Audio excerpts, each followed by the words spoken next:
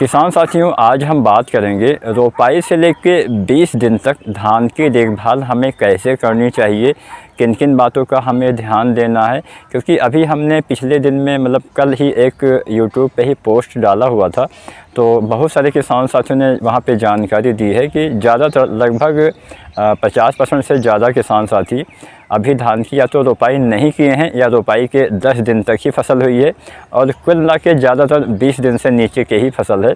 तो हमने सोचा कि इस विषय पे वीडियो बनाया जाए कि रोपाई से 20 दिन तक अगर आपकी धान की फसल है तो कैसे देखभाल करें, अगर आपने रोपाई नहीं की है तो कैसे देखभाल करें, कैसे कौन कौन सी खादों का इस्तेमाल करें, आप खरपतवार का नियंत्रण कैसे करें, आप कैसे कल्ले बढ़ा सकते हैं। बहुत सारी जानकारी आज की वीडियो में आपको प्रदान करने वाले हैं। तो रोपाई से लेके 20 दिन तक धान की देखभाल कैसे करें, एकदम संपूर्ण जानकारी देने का प्रयास करते हैं। किसान साथियों, आज मुहर्रम का त्यौहार है, तो हो सकता है आपको बाहर से उसकी भी कुछ नॉइज़ आती हो, तो कोशिश करते हैं, क्योंकि हम ये बाहर शूट कर रहे हैं तो यहाँ पे हो सकता है आपको कुछ आवाज़ बाहर जो ढोल नगाड़े बजते हैं उसकी आ जाए। फ़िलहाल आप सभी को भी मुहर्रम की हार्दिक शुभकामनाएं। जो ताजिया वगैरह रखा जाता है वो आज के दिन पे निकाला जाता है, तो सभी को मुहर्रम की हार्दिक शुभकामनाएं। वीडियो स्टार्ट करते हैं, जानते हैं कि हम रोपाई के समय की बात करते हैं, क्योंकि अभी भी बहुत सारे किसान साथियों ने रोपाई नहीं की है। अगर आपने भी धान की रोपाई अभी तक नहीं की है तो क्या करना है, धान की रोपाई नहीं की है, सबसे पहला ध्यान देना है बेसल डोज वाली खाद के ऊपर। खाद के बारे में बताएंगे, खरपतवार नियंत्रण के बारे में बताएंगे, एकदम कंप्लीट जानकारी देने का प्रयास करेंगे। तो जैसा कि मैंने बोला, क्या ध्यान देना है कि सबसे पहले नर्सरी से ही चर्चा करते हैं। नर्सरी अगर आप खुद लगाते हैं अच्छी बात है, अगर आप बाहर से लेते हैं तो ध्यान क्या देना है कि आपको अच्छी और स्वस्थ नर्सरी का चुनाव करना है। नर्सरी वाले पौधे 25-30 दिन के हों तो अच्छा है। इससे ज़्यादा दिन वाले पौधे की अगर आप रोपाई करते हैं तो कल्ले या फुटाव आने की संभावना कम हो सकती है। इसके अलावा क्या ध्यान देना है, जब भी आप नर्सरी वाले पौधे को उखाड़िए अपने खेत से या फिर जहाँ से भी आप लाते हो, तो उससे पहले आपको अपने नर्सरी वाले खेत में हल्का सिंचाई कर देना चाहिए।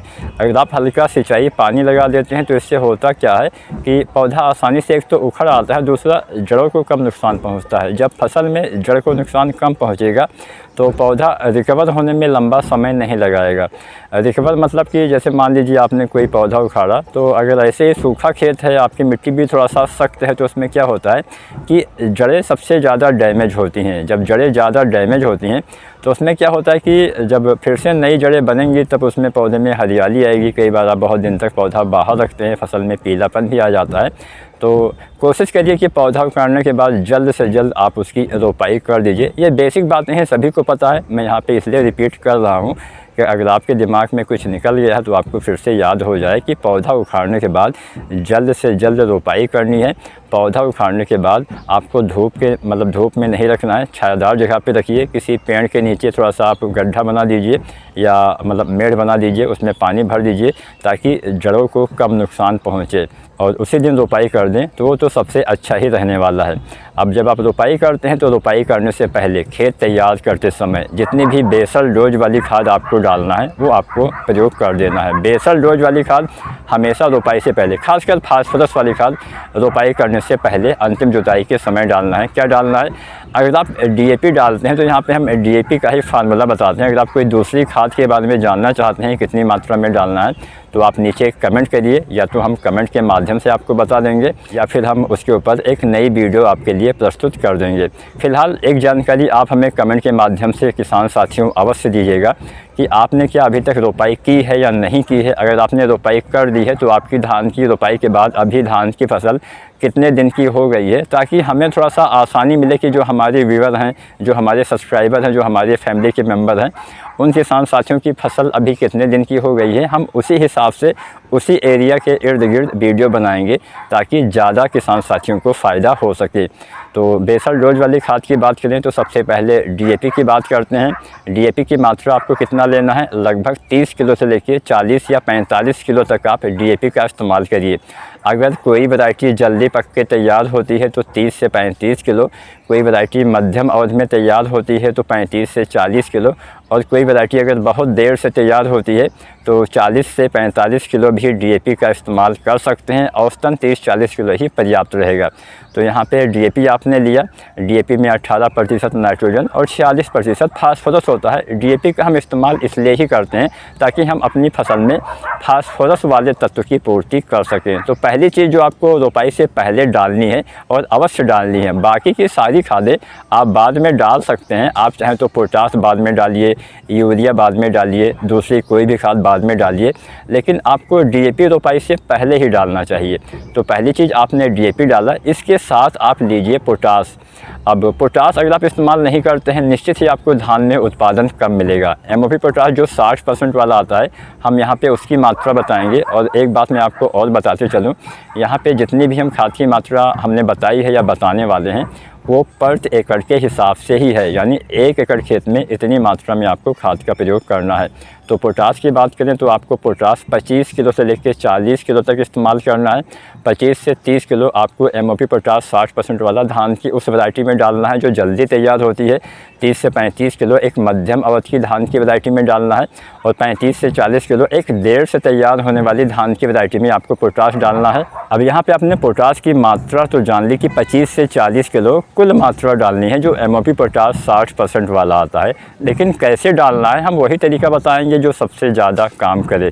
तो पोटास की पूरी मात्रा आपको रोपाई के समय नहीं डालना है। जब आप डीएपी डालते हैं तो आधा पोटास डालिए।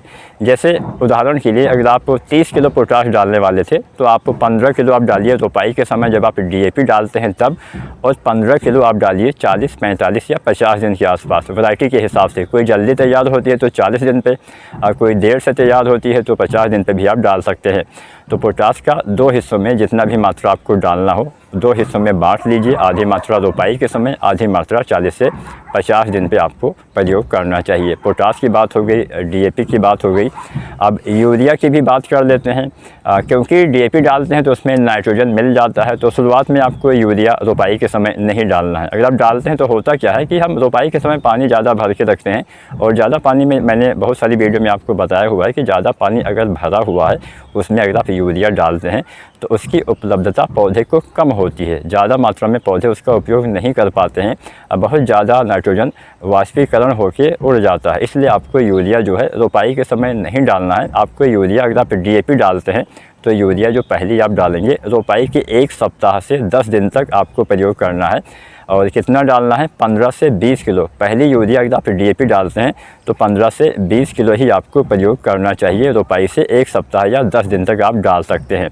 तो यहाँ पे हमने यूरिया, पोटास और डीएपी इन तीनों खादों के बारे में हमने जाना, जिससे नाइट्रोजन, फास्फोरस और पोटास इन तीनों तत्वों की पूर्ति हो जाएगी, जो हमारे मुख्य तत्व होते हैं। पौधे को इन्हीं की सबसे ज़्यादा आवश्यकता पड़ती है।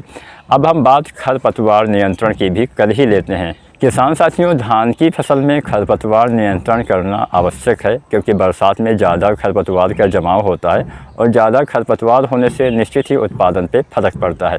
खरपतवार का नियंत्रण हम 2 तरह से कर सकते हैं। एक तरीका होता है खरपतवार को जमने ही ना दिया जाए, यानी खरपतवार उगने से पहले उसका नियंत्रण किया जाए, और दूसरा तरीका होता है खरपतवार उगने के बाद उसका नियंत्रण किया जाए। तो यहाँ पे हम दोनों तरीके आपको बताएंगे। अगर आप खरपतवार उगने से रोकने वाली जो फार्मूले हैं उनके बारे में जानें तो 2 काफ़ी फेमस फार्मूले हैं। इस फार्मूले की बहुत सारी दवाइयाँ आपको देखने को मिल जाएंगी, मतलब अलग अलग कंपनियाँ बनाती हैं। यहाँ पे हम फार्मूले आपको बताएंगे। पहला फार्मूला है ब्यूटाक्लोर, दूसरा फार्मूला है पेटलाक्लोर। दोनों काफ़ी अच्छे फार्मूले हैं। ब्यूटाक्लोर जो 50% ईसी में आती है हम उसकी मात्रा बताएंगे, और पेटलाक्लोर जो 50% ईसी में आती है हम उसकी ही मात्रा आपको बताएंगे। तो जो पेटलाक्लोर आती है 50% ईसी में, इसकी लगभग 500 ml से 600 ml मात्रा प्रति एकड़ के हिसाब से इस्तेमाल करना है। और अगर आप ब्यूटाक्लोर का इस्तेमाल करते हैं तो 1 लीटर से 1.5 लीटर प्रति एकड़ के हिसाब से आप 50% ईसी वाली ब्यूटाक्लोर का इस्तेमाल कर सकते हैं। अब बात आती है कैसे डालना है और सही तरीका क्या है। किसान साथियों, इसका इस्तेमाल धान की रोपाई के 72 घंटे के अंदर करना सबसे ज़्यादा फ़ायदेमंद होता है, क्योंकि अगर आप बाद में डालेंगे तो खरपतवार का जमाव होने के बाद तो ये उसका नियंत्रण कर नहीं पाएगी। इसका काम है खरपतवार को जमने ही ना दिया जाए, तो इसका इस्तेमाल भी जमने से पहले ही करना पड़ेगा। तो जब आप रोपाई कर देते हैं तो रोपाई के 3 दिन के भीतर आप इस फार्मूले का जो हमने मात्रा बताई है आपको इस्तेमाल करना है। कैसे डालना है? जब आप इस दवा का इस्तेमाल करें तो खेत में पानी भरा होना चाहिए। ये पहला मतलब बात ध्यान देना है। दूसरी बात, जब भी आप इसका इस्तेमाल करें तो इस दवा के इस्तेमाल करने के बाद भी लगभग 3 दिन तक पानी भरा होना चाहिए, तभी ये दवाएं अच्छे से काम कर पाएंगी। अगर पानी भरा नहीं रहेगा तो उसके ऊपर परत नहीं बनने से ये दवा काम नहीं करेगी। इसलिए आप ध्यान ये देना है कि दवा इस्तेमाल करते समय, खरपतवार उगने से रोकने वाली दवा यूज करते समय खेत में पानी होना चाहिए और 3-4 दिन तक पानी भरा होना चाहिए, तभी ये दवाएं अच्छे से काम कर पाएंगी। तो उतना पानी आप सुनिश्चित कर लें, उसके बाद ही इस दवा का इस्तेमाल करें।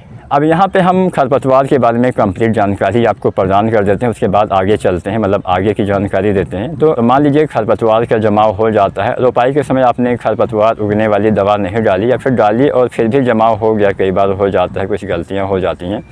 तो ऐसी दशा में आपको क्या करना है कि खरपतवार जब 2 से 3 पत्ती के हो जाएं, तब एक आती है फार्मूला बिस्पायरीबैक सोडियम का, जो 10% SC में आती है।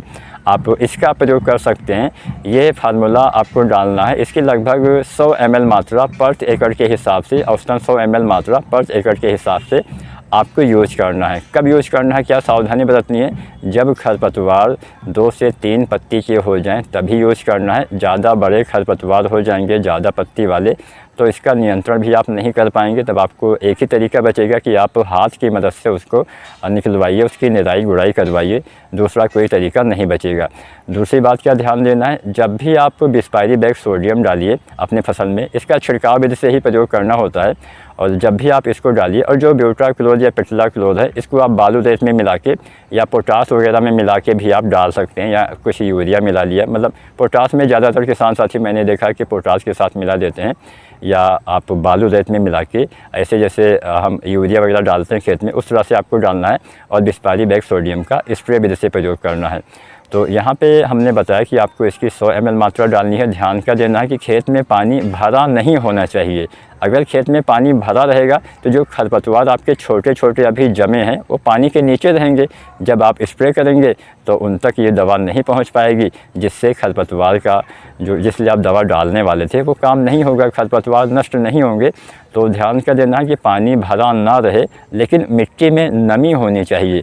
अगर पानी की कमी खेत में रहेगी तो भी ये दवा काम नहीं करेगी। तो अगर नमी की कमी आपको दिखे तो आप हल्का सिंचाई कर सकते हैं, उसके बाद इस दवा का इस्तेमाल कर सकते हैं। लगभग 15 से 20-25 दिन तक हम इस दवा का इस्तेमाल करते हैं। अब ये निर्भर करता है कि आपके वहाँ खरपतवार का जमाव कब हुआ है।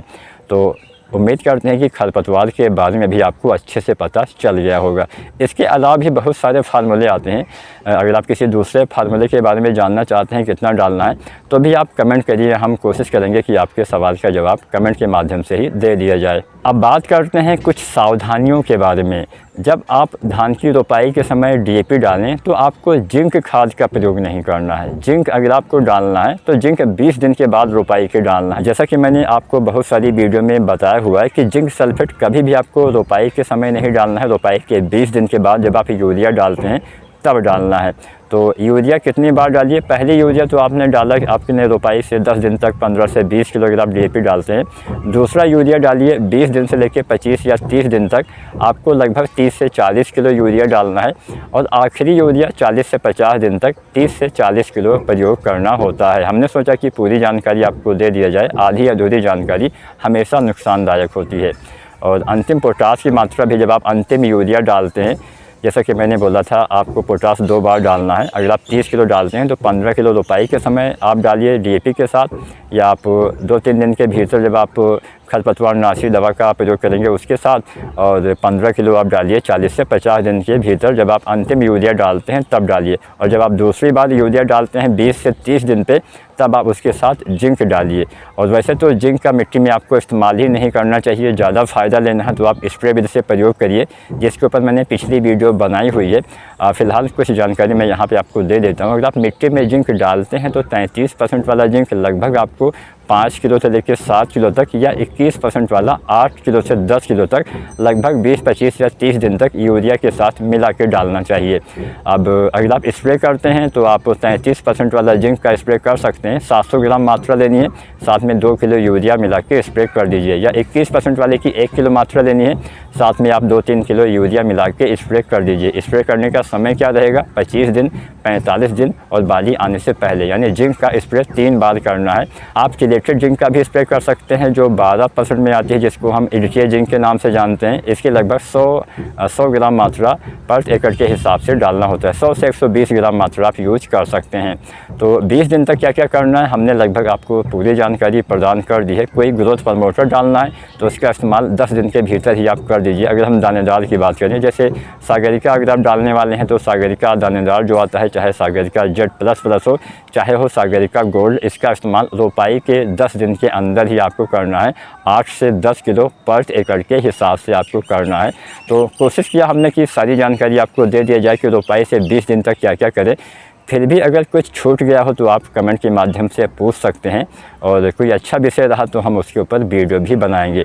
तो आपको मेरा ये प्रयास कैसा लगा? क्योंकि हमने अभी 2-4 दिन से ही अपने फेस वाली वीडियो आपके साथ साझा करना शुरू किया है। इससे पहले हम केवल वॉइस ओवर वाली वीडियो ही आपके साथ साझा करते थे।